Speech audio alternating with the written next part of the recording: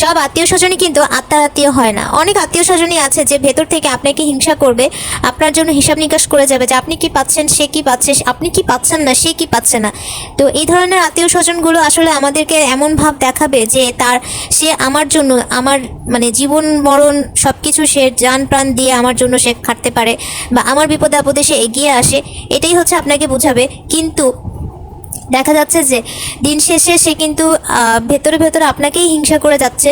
আপনার জন্য সে গীবত গাইছে বাইরের মানুষের কাছে যে আপনি তাকে দেখতে পারেন না, কিন্তু তার অজান্তে যে তার ভেতরের যেই মানুষটা, সেই মানুষটাকে যে আপনি বুঝতে পেরেছেন, বা সে যে অজান্তেই কিছু কিছু ভুলের কারণে মানে নিজেকে ধরিয়ে দিয়েছে যে সে আসলে কেমন, আপনি এটা জানেন, কিন্তু সে আসলে এটা অনুভব করতে পারবে না, কারণ সে নিজেকে প্রেজেন্ট যেভাবে করবে, নিজেকে সে সেভাবেই দেখতে পছন্দ করবে, এবং আপনার সামনে কখনোই সে বুঝতে দিবে না যে সে আসলে কেমন চায়। খুব মিষ্টি মিষ্টিভাবে আপনার সাথে ব্যবহার করবে, কিন্তু আসলে ভেতরে ভেতরে সে হচ্ছে আপনার ভালো চায় না, এবং আপনার বদনাম যেখানে পারবে সেখানেই হচ্ছে সে করে বেড়াবে।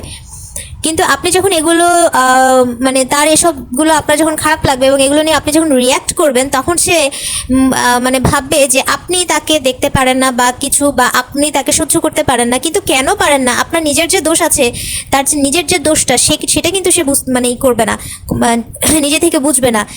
আর এই ধরনের মানুষদেরকে আসলে সরাসরি বলেও কোনো লাভ নাই, কারণ এরা এরকমই থাকবে, এরা কখনো চেঞ্জ হবে না।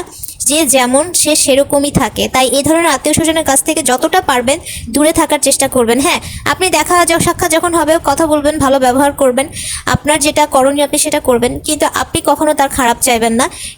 আল্লাহ তাআলা আমাদের সকলকে ঈমান দেখ, আমাদের সকলকে হেদায়েত করে দেখ, আমাদের খারাপ দিকগুলো থেকে দূরে রাখুন, এবং তাদেরকে আল্লাহ তাআলা সুবুদ্ধি দেখ, যেন তারা আত্মীয় স্বজনকে আসলে মন থেকে ভালোবাসতে পারেন।